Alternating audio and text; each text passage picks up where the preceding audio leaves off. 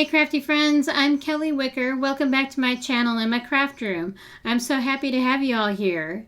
Y'all, this month's Spellbinders kits are fantastic. Today I'm going to be using one of August 2025 club kits, the Paper Splash Stamp and Die set. I'm showing you exactly how I made one of the cards from my thumbnail, so stay tuned. For today's card project, I'm creating with the Spellbinders August 2025 club kits, specifically the clear stamp and die of the month, which is called Paper Splash.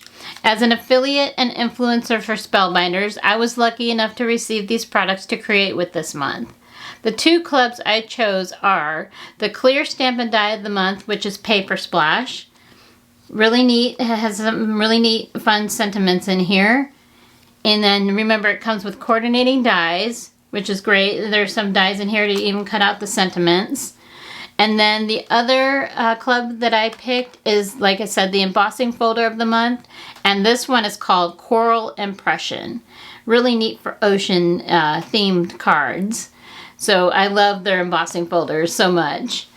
And I'll have my Spellbinders affiliate links listed down below in the description box so you can check them out.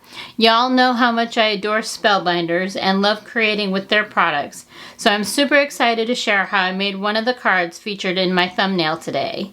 So without further ado, let's go ahead and get into the card making fun, y'all.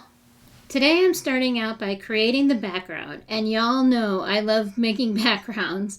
You can totally tell because my fingers are still blue from playing around with inks earlier. I was searching on YouTube for ocean themed background ideas, and I found one from Kelly Taylor that totally inspired me. I will link her video down below so you can watch hers. For today's background, I'm using Distress watercolor cardstock and blending with Distress Oxide inks. I picked out a few gorgeous blues, Tumbled Glass, Salty Ocean, Mermaid Lagoon, and Uncharted Mariner.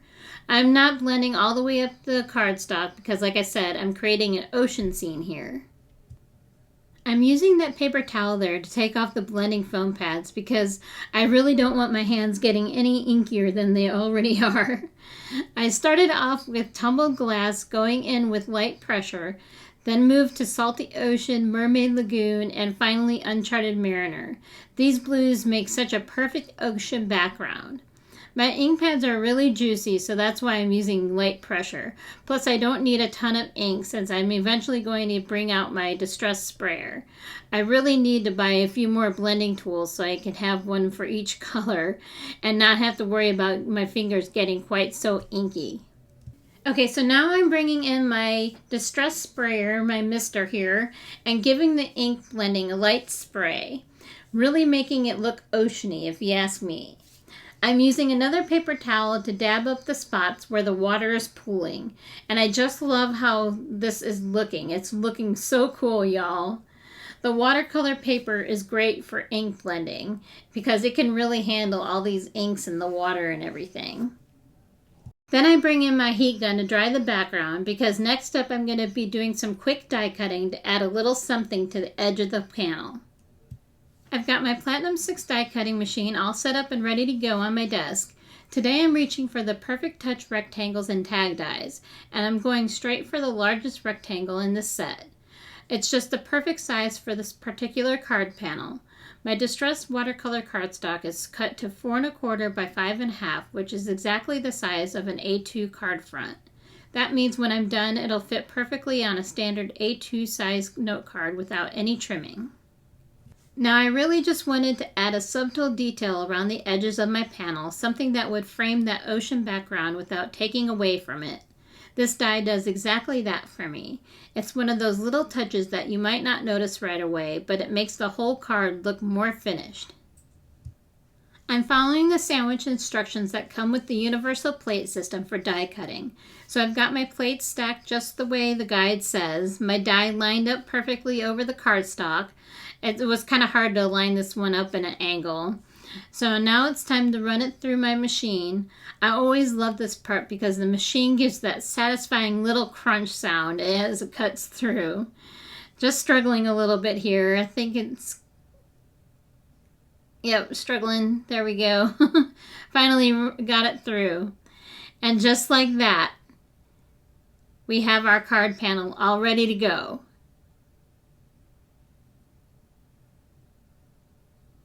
Voila! I've got this beautifully cut panel with a clean detailed edge that's going to look so good once I start building the rest of the card. So next up, I'm going to get my splat box out and I'm going to do some spraying to add some shimmer and shine. I've got my Tim Holtz splat box out here to help keep the mess under control because sprays have a mind of their own sometimes, and I'd rather they stay in the box than all over my desk.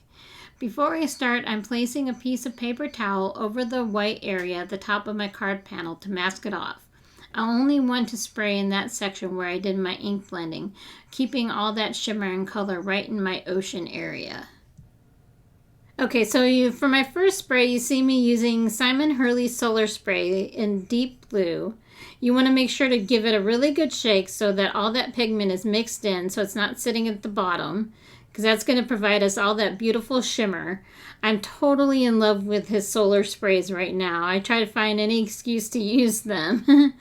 They are really shimmery and they provide a nice pearlescent effect onto the background. So you know I'm here for that.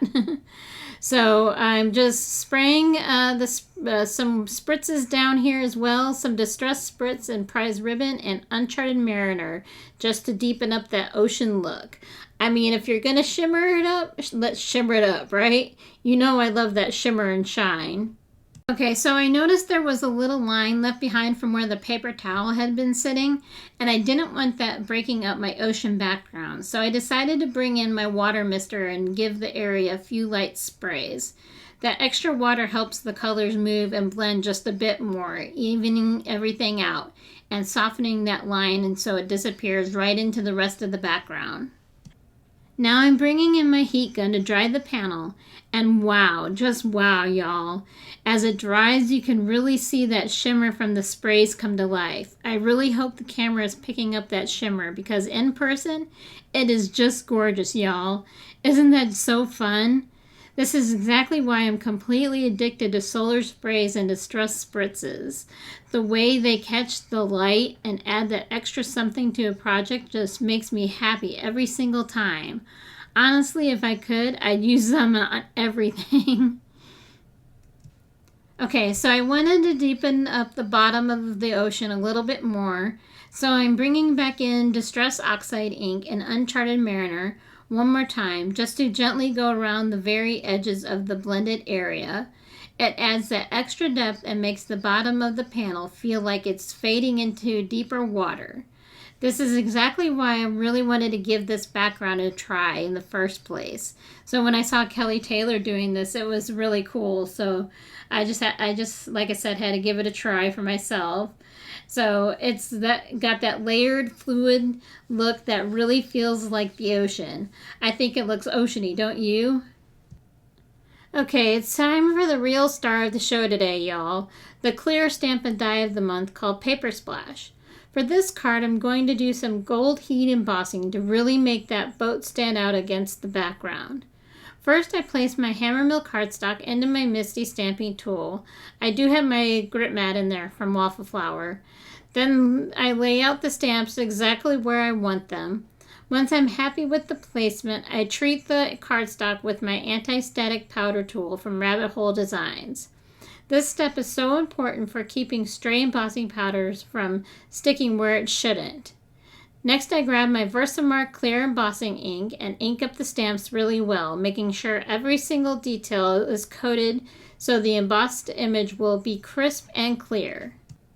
Then I get out my stamp pressure tool and close the lid of the Misty, giving it a nice even press so the image transfers perfectly onto the cardstock. So now I'm setting up to do the heat embossing. I've got a piece of inexpensive cardstock here, and I'm placing it down on my work surface to catch any leftover embossing powder so I can pour it right back into the jar later. Nothing goes to waste here, y'all. For this card, I'm using my Spellbinders Gold embossing powder. If they still have it, I will link it down below. I'm not sure. I haven't seen it in the shop in a while. I pour generously over all the stamped images, making sure every line is completely covered. Then I give the panel a few gentle taps on the back to shake off the excess powder. Next, I grab a dry paintbrush and carefully brush away any little stray specks that landed where I don't want them. This extra step makes a difference in keeping the final embossed images clean and sharp. Alright y'all, here's where the magic really happens. I'm bringing in my heat gun to melt that beautiful gold embossing powder. I like to let the heat gun warm up for a few seconds first so it melts the powder quickly and evenly without warping the cardstock too much. As the heat moves across the images, you can see the powder transform from a dull grainy finish into a smooth shiny metallic gold. It's such a satisfying moment watching that shimmer come to life. Never gets old, and it's one of those little card making joys that always makes me smile. Next up, I'm getting out the coordinating dies and my Anna Griffin Empress Mini die cutting machine.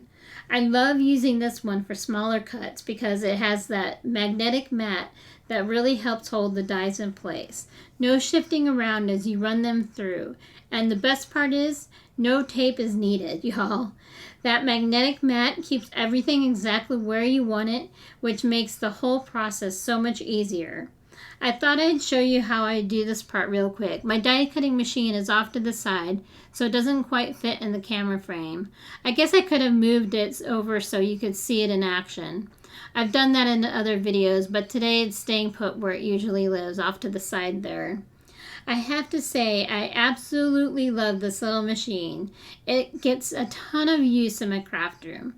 One of these days, I hope to have the full-size version. It's definitely on my wish list. One of the reasons I'm such a fan of the Empress Mini is that the cutting plates and magnetic mat last forever. These are still the original ones, and I've had this machine for well over a year now. Okay, y'all, we're in the home stretch now. It's time to start putting this card together. I've got my foam squares from Scrapbook Adhesives out and ready, along with my Spellbinders tape runner. I really do love this tape runner. It actually holds quite a bit of tape, so you don't have to replace it constantly. And the best part is, they have refills for it, which makes it so much more cost-effective in the long run. I'll have it linked down below in the description box in case you want to check it out. First, I'm popping up the boat with some foam squares to give it a little extra dimension so it stands out from that ocean background. Then I'm adding the sentiments using the grid lines on my glass mat to help line them up straight.